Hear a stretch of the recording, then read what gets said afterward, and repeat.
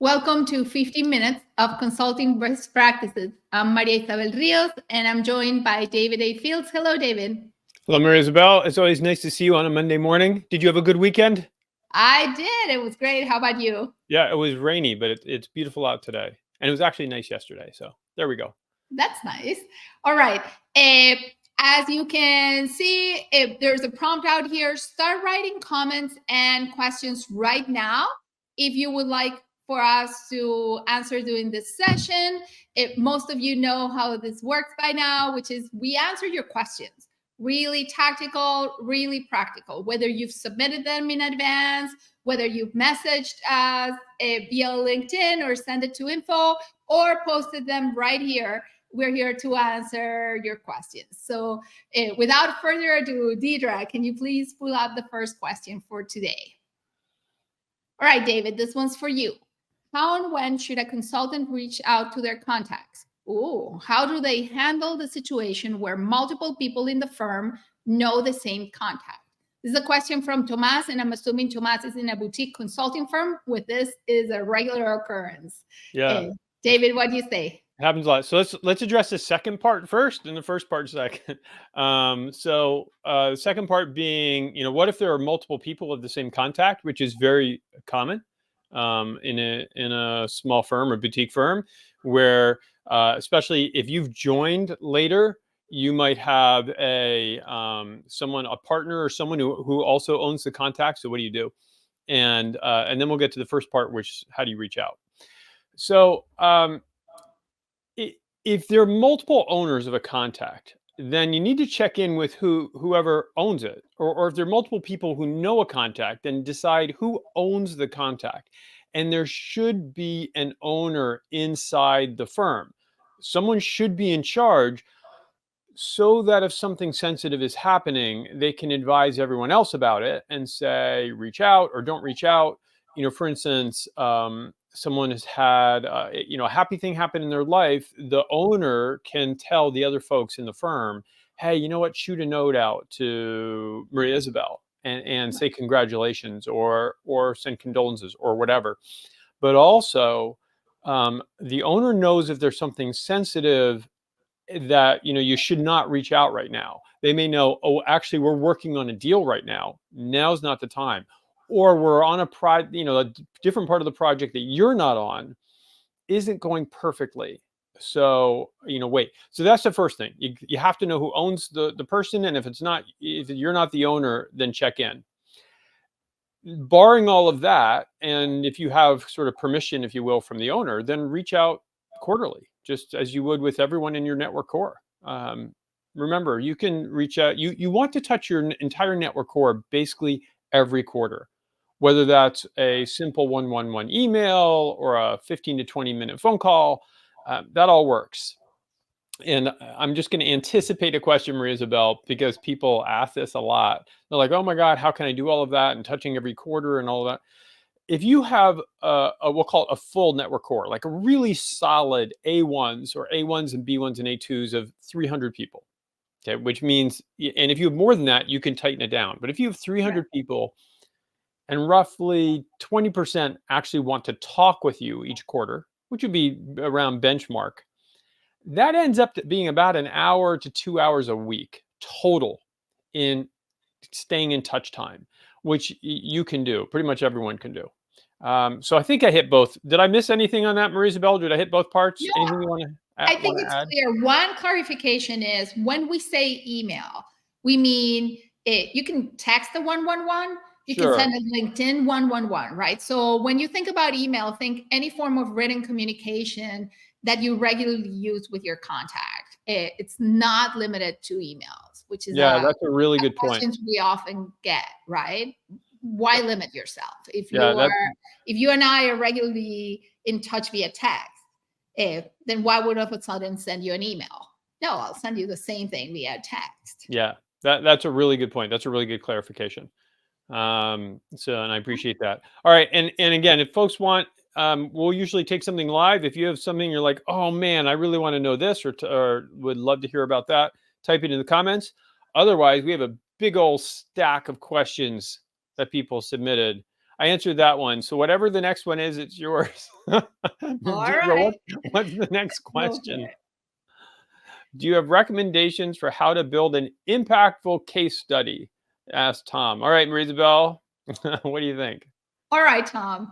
Thank you for your question. There's a lot of information in there on what case studies can look like and all of that. So I will tell you what our take is on how you approach those formats, right? Because grab a good format that it's representative of your branding, you're good to go, right? Four kind of tips for you.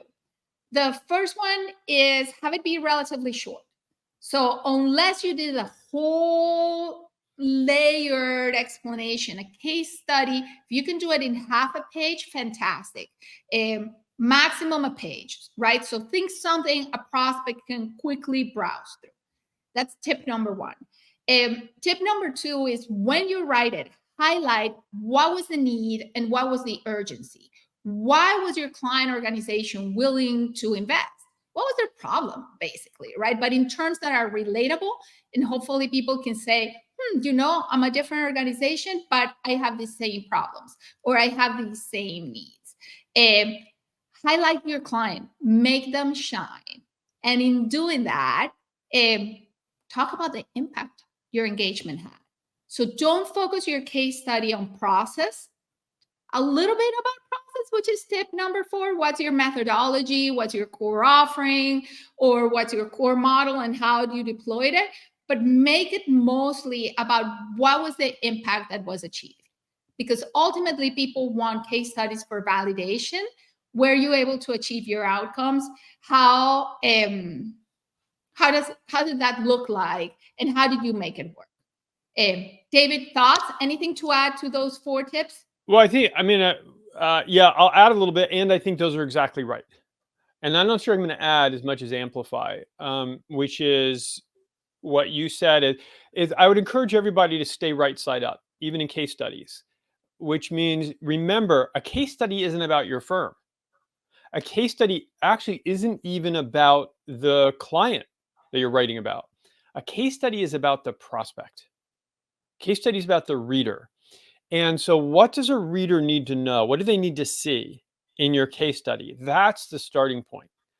Usually a reader wants to know, does this apply to me? Is this relevant? And what can I expect? What might I get?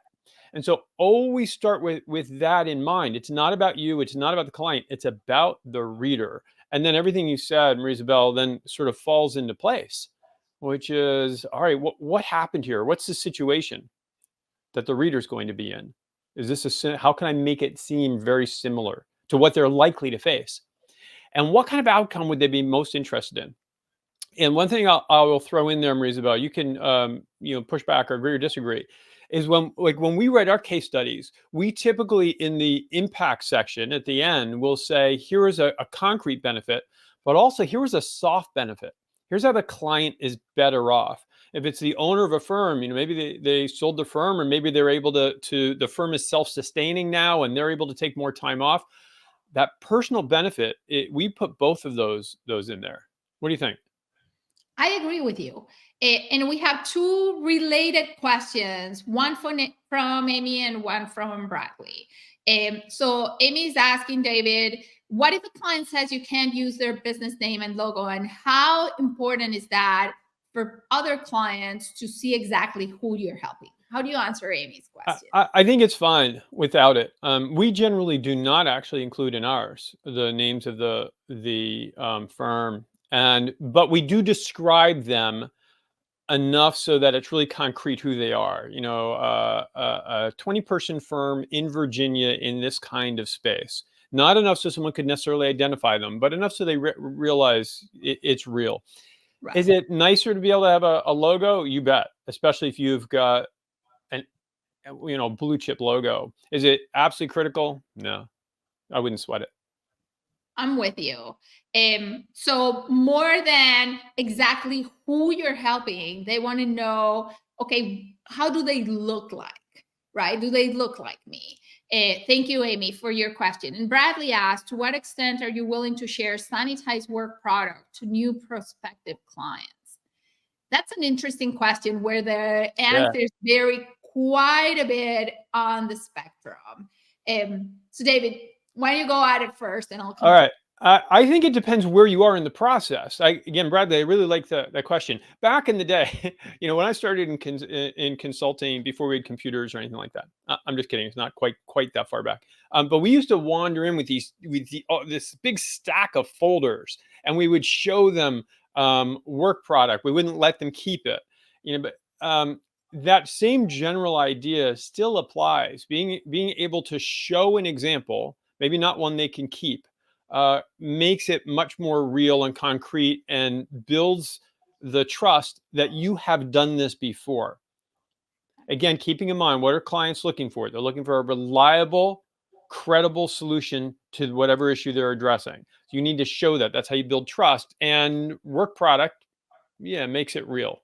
What do you think, Marie-Isabel? Agree, disagree? I'm with you. Anything where you can say, look, we've thought about it, and we have already done this before. And even if your, say, dashboards are going to change, or your growth matrix is going to change, this is how a couple look like. Completely sanitized, of course, right? Because otherwise the client starts worrying, are you going to share my dashboards and my work product with the next person who comes along? So part of sanitization is respecting those boundaries and that commitment to confidentiality as well. Exactly right. All right, we're going to challenge ourselves. Both, Marie-Isabel, both you and I really like to talk, so we have a hard time doing anything quickly. There's 2 questions in here. Let's see if we can do them both. Eric says, I'm waiting on a client who loves me, yay, but is being dragged by the CDC approval process. Boo. How best to play tag with them? What do you think? 1 minute. So I would say set up recurring check-ins with your client. Say every 2 weeks, we'll have a 15-minute, 10-minute check-in. Is there anything you need? Is the process going on track? How can I help? Yeah, I like that. That's my 30-second answer to it. That was good. Yours? Eric, no, I'll go with that. That worked really well. Eric, if that doesn't work for you, let us know, and we'll and same, by the way, Amy and Bradley, if those answers didn't work for you, let us know, and we'll readdress it. All right. And then Dina, I'll see. I ask that way. You have to answer. Dina says, I've developed most of my work following the irresistible consultant process. Thank you. You're welcome. I've just been invited to participate in my first RFP. Isn't huge money, but is a good project, and I'm available. Thoughts on how best to participate, if at all? All right. 1 minute. What do you think, Marie-Isabel? Well, how to best participate depends on what are the limitations of the RFP. If you can conduct a context discussion, do that. And have a conversation where you go through all the different sections of your context discussion, including asking how the decisions are made and what are the criteria for selecting, the winner of the RFP. What are they really looking for? That's one scenario. Another scenario is you cannot have access to folks at all. Build that into your document, your understanding of their situation, and try to think of alternatives. Which are ways in which you can address their needs that help give them a range of options of how to work with you. Right, that was tough to do in 60 seconds. David, how about you? Yeah, well, I mean, look, obviously what you said is right. What our typical advice is, if you did not help write the RFP, you're not likely to win the RFP. So keep that one in mind. That said, if you have time and you want the experience, you want to give it a shot, give it a shot. There are firms that do a lot via RFP. It's not our preferred way of doing things. And honestly, I would rather you put your time, that same time, if it's going to be substantial, into talking to prospective clients that are direct, because you're more likely to win. But if you can do a context discussion, that's perfect. And with that, we actually need to wrap already. I know it's crazy. If you stumbled in here and you're like, wait, what is this? And this kind of just popped up out of nowhere. Put in your calendar the davidafields.com/Monday Live, and just set it up to every Monday at 12:15 Eastern, that link will bring you to the right place. And if you go a little bit early, it'll help you register. What else should we say?